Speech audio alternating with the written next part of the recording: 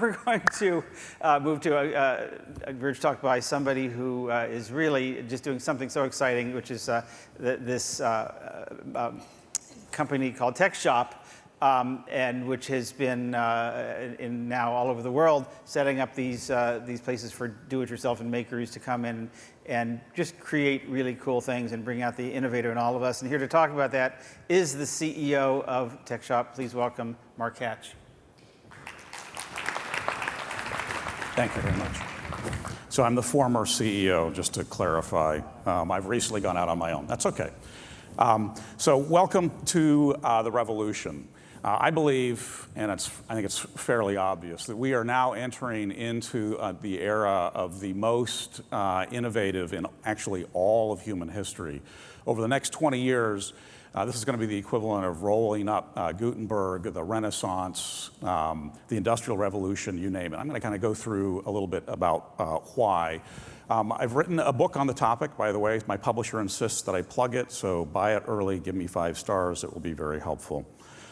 It turns out that we've actually only got about 2% awareness now, as far as I can tell. So when I go outside of the Bay Area and say I'm working in the maker movement, 98% of the time I get blank stares. They have no idea what it is I'm talking about. So help me to evangelize outside of the Bay Area in particular. And I'll walk through why it's important. Now, what's nice is there are some folks that have recognized how important this is, including the White House. This was President Obama's State of the Union address this year. We were one of the few brands that actually got a plug. I want to thank my friends at the Office of Science, Technology, and Policy for that.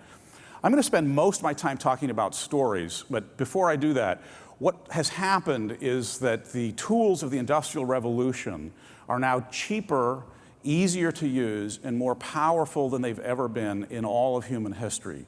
The startups that are coming out of maker spaces will routinely say that they have saved 98% of their development cost by using one of these platforms. This is almost 2 orders of magnitude cheaper than what it used to be. If it used to cost $500,000, it's now a few thousand. If it used to be $1 million, it may be 10,000. What this means is that you no longer need access to venture capital. You don't need access to the typical things on New York. You don't have to be on an IPO track. You can build your own company if you have a Visa, MasterCard, or Discover card. If you're in the middle class, you can now innovate. These platforms are increasing the number of people who can innovate by about, 10, 100, maybe 1,000-fold. We, as in Tech Shop, have about 12 locations across the US. We're starting to see them pop up in libraries and universities. I believe that within the decade, every library will have a small makerspace. Most junior high schools will have a makerspace. Any engineering school who wants to continue to attract students will have a makerspace. It is absolutely that fundamental. And the key is the access to tools, it's access to training, and then the collaboration. Most importantly, what happens is when you pop one of these into an area, it attracts the most interesting, creative, and innovative people in the city into essentially a community center where they get to create together and they get to leverage the knowledge that they have access to in a community setting. As a result, there's all kinds of energy that develops, and people start innovating absolutely left and right. Sometimes they start little companies, sometimes they're just doing little projects on the side, and other times they actually change the world. So again, to repeat, innovation is cheaper, easier, and more powerful than we have ever seen by orders of magnitude. The problem is we've only got about 2% awareness. This thing needs to blow out in the United States, it needs to be blow out internationally. And then we're going to see an amazing revolution. So I'm going to get right into the stories. People go to these maker fairs and they go, has anything more interesting than like the Burning Man projects with the big octopus with the flame coming out of the top, or the big robotic hand? Has anything like important come out of this movement? Others say, like, I love the kids' education and the little blinky lights and learning how to solder. But is there something else going on here besides education?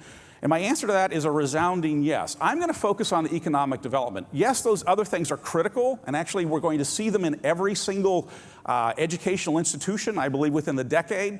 But the economic development angle is what's going to help unlock existing capital and existing funds to be able to fund these things across the US. So these are things that have come out just out of the Bay Area in the last about 7 years. So this is the world's fastest electric motorcycle. It was built from the ground up in our space along the peninsula. They did the frame, they did the fairing, they did the super bike engine, they did the transmission, they did absolutely everything. It won Pikes Peak this last year. Not only did it beat all of the other electric motorcycles, it destroyed the entire field. I felt sorry for the Italian on the monster, the Ducati. Like, he came in second, like, congratulations. 20 seconds after this motorcycle came across the field.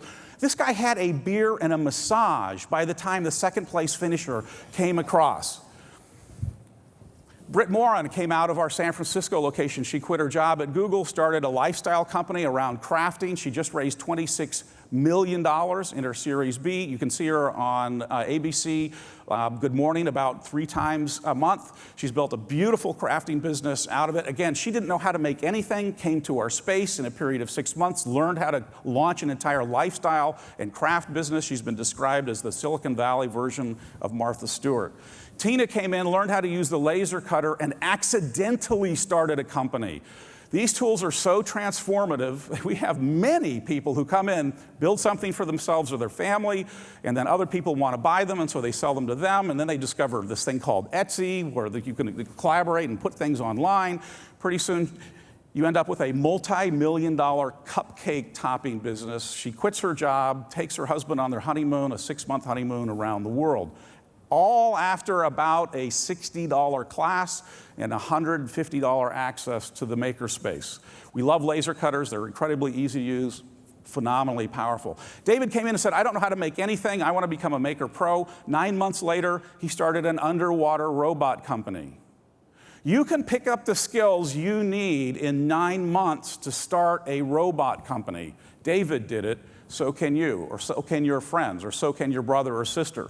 Max came in and leveraging another innovation, Kickstarter and Indiegogo. We now have access to capital, we have access to markets, we have access to knowledge, we have access to tools. We are now operating in an almost friction-free economic environment for the first time in human history. I didn't think Max's product was all that interesting. He was like, I'm going to raise $60,000 and I'm going to sell these all over the world. But it is actually quite beautiful. He raised $480,000 on Kickstarter. He destroyed Shark Tank about 2 years ago. His company was worth $6 million after being in business for about a year. Again, he came in, learns the skills that he needed to be able to launch his company. I think he's like 26 or 28. The SBA wouldn't touch him. Venture capitalists wouldn't touch him. No angel group would ever touch him. And he's now got a company worth $6 million that he launched out of our little garage. We need these in every single city around the world. Mark came in. He was homeless. He used his last $50 to pick up the skills he needed to reboot his life. He then started a nonprofit to help others be able to do the same thing. President Obama recognized him as one of the 10 change makers this last year, and he's been to the White House numerous times because he was able to completely reboot his life by tapping into the new power that you've got access to through these spaces. Patrick came in and said, what classes do I need to take to launch an iPad case company? There's 3 classes. Within 90 days, he had sold $1 million in product. He's running what I believe is a $70 to $100 million a year company out of South San Francisco today. President Obama is actually his lead user. None of those have changed the world, though. We have an early hypothesis. If you give the creative class access to the tools of the Industrial Revolution, not only will they change themselves, their family, and their community, they can actually change the world. Yes, Square came out of our Menlo Park location. Phil Hughes built the world's most efficient data cooling center system. The world's most efficient data cooling center system. He's not 25, he's not working on software, he didn't graduate from Stanford, and he completely revolutionized data centers globally. Emerson Electronics licensed his technology. These guys made Fast Company. This is a beautiful little stove, incredibly efficient, that also charges electronics. So if you're in the second world where you've got rolling brownouts or blackouts, you can now actually get your electronics powered up.